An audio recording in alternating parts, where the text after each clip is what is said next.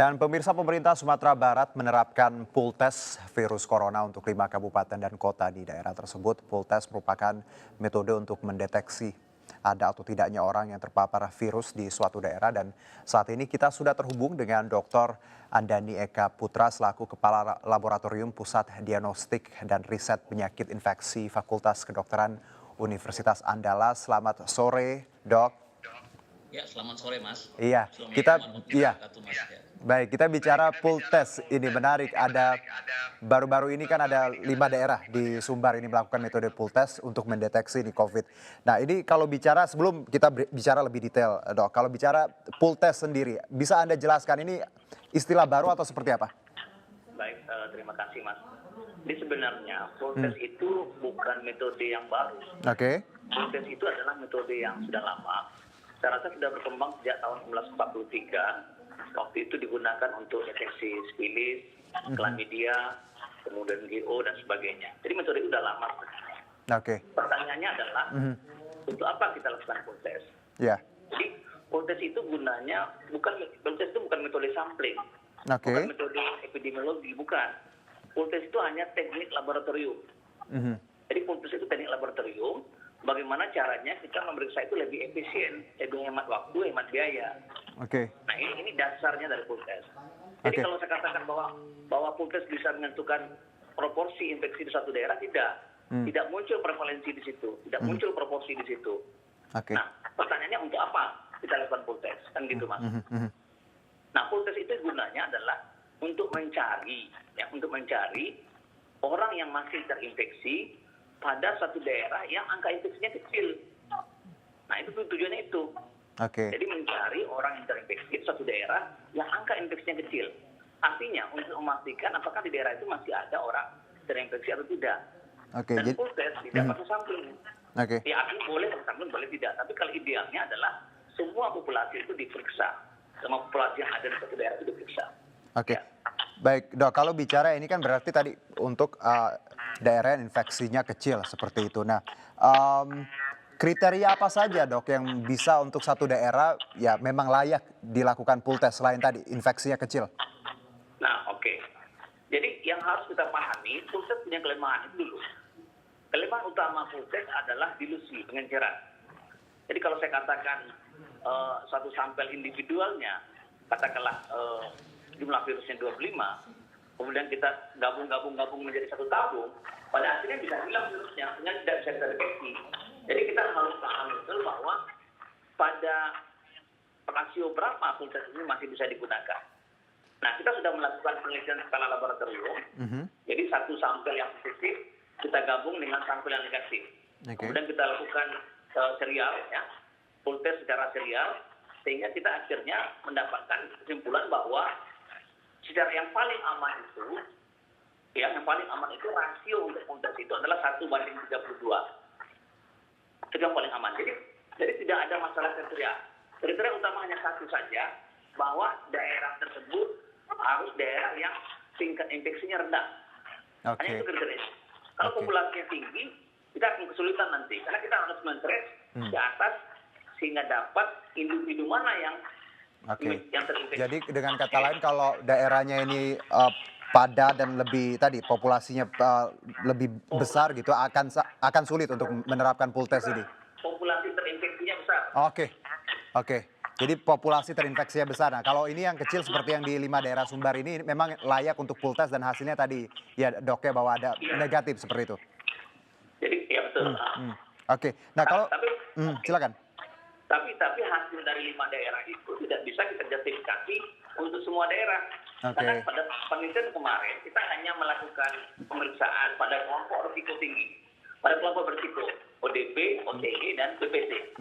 Jadi BPT itu adalah orang-orang yang baru datang gitu ya. Hanya itu yang kita periksa. Jadi tidak bisa menggambarkan seluruh kabupaten kota itu. Tidak bisa.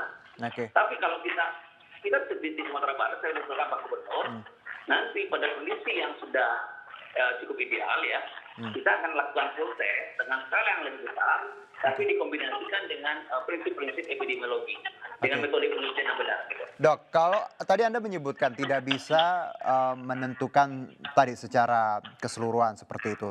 Lalu tadi kan yang komponennya adalah ODP dan juga PDP.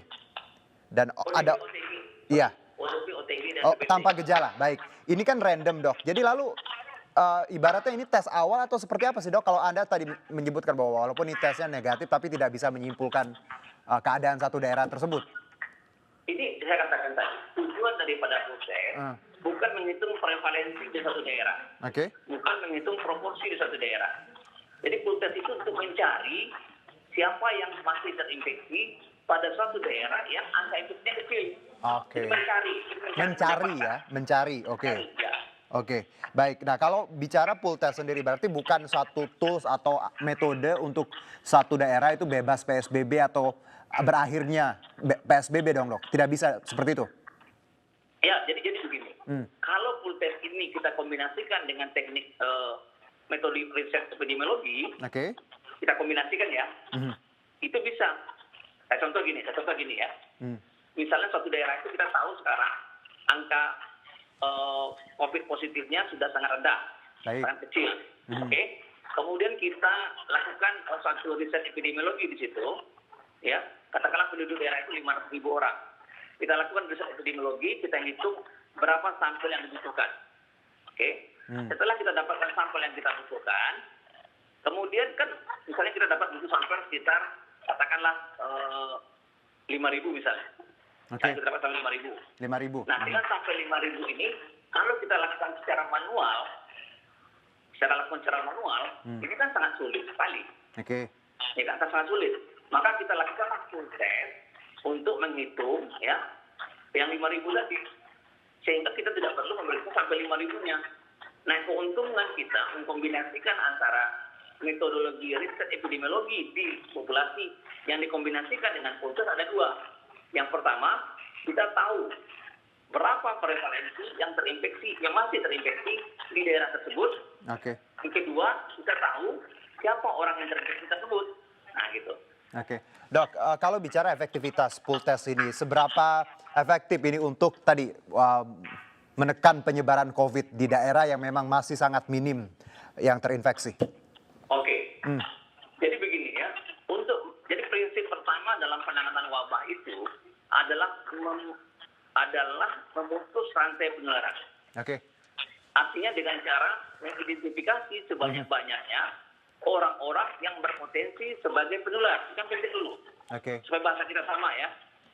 Jadi mengidentifikasi sebesar-besarnya orang yang berpotensi sebagai penular. Kalau kita lihat data nasional, kita bandingkan dengan data Sumatera Barat, nasional itu 75% orang-orang yang terinfeksi itu COVID adalah orang-orang yang dirawat di rumah sakit. Betul. Artinya pendekatan di situ adalah masih berbasis kepada passive case finding. Passive case finding. Artinya tidak mencari orang-orang di luar. Oke. Saya katakan ini cukup rawan gitu ya. Sementara kita di Sumatera Barat, pendekatan yang kita lakukan berbasis prinsip konsep epidemiologi. Oke. Di mana kita berusaha mencari sebanyak-banyaknya orang yang berpotensi sebagai penular. Data laboratorium kita memperlihatkan 72% orang yang terinfeksi di Sumatera Barat adalah orang-orang tanpa gejala. Baik. Ya, artinya memperlihatkan bahwa proses tracing kita, proses upaya kita untuk mencari orang-orang yang terinfeksi yang tanpa gejala itu kita lakukan secara optimal. Oke. Saya mencontohkan begini, Pak. Satu daerah ditemukan satu kasus. Saya bilang sama kepala dinas, cari sebanyak-banyak orang yang mungkin untuk terinfeksi. Kalau perlu 500 orang kalau perlu. Nanti kita akan siapkan fasilitas laboratorium kita untuk melakukan pemeriksaan sebanyak-banyaknya. Oke. Jadi konsep yang kita kembangkan di Sumatera Barat seperti itu. Oke. Dan alhamdulillah itu didukung oleh Pak Gubernur. Baik. Dok, apakah dengan ya kita bisa katakan ini satu keberhasilan lah ya untuk melakukan pool test dan tadi hasilnya cukup baik dan kita juga bisa men-trace orang-orang tanpa gejala yang memang tadi bahwa bicara memutus mata rantai ya terkait tadi bahwa memang kita bukan hanya mengurus yang ada di rumah sakit tapi bagaimana menstop yang di luar yang tanpa gejala. Nah, Anda melihat apakah pool test ini perlu diterapkan tidak hanya di Sumbar tapi daerah-daerah lain juga harusnya yang walaupun minim juga harus punya metode seperti ini. Jadi begini Mas, saya rasa agak berbahaya kalau kita melakukan pool test pada daerah yang populasi infeksinya tinggi. Oke. Tapi pada daerah yang populasi infeksinya rendah, itu cukup menarik untuk kita gunakan. Baik. Kalau itu kita kombinasikan dengan teknik epidemiologi, metodologi riset yang benar. Jadi kalau kita kombinasikan, bagus. Kenapa? Pool test bukan teknik epidemiologi. Pool test adalah teknik laboratorium. Oke, laboratorium ya. Ya, cuma saya sampaikan tadi Mas, sedikit ya, bahwa saya selalu berpikir kalau kita ingin mengeliminasi wabah ini, pertempuran kita harus di lapangan, Mas, bukan di rumah sakit. Baik.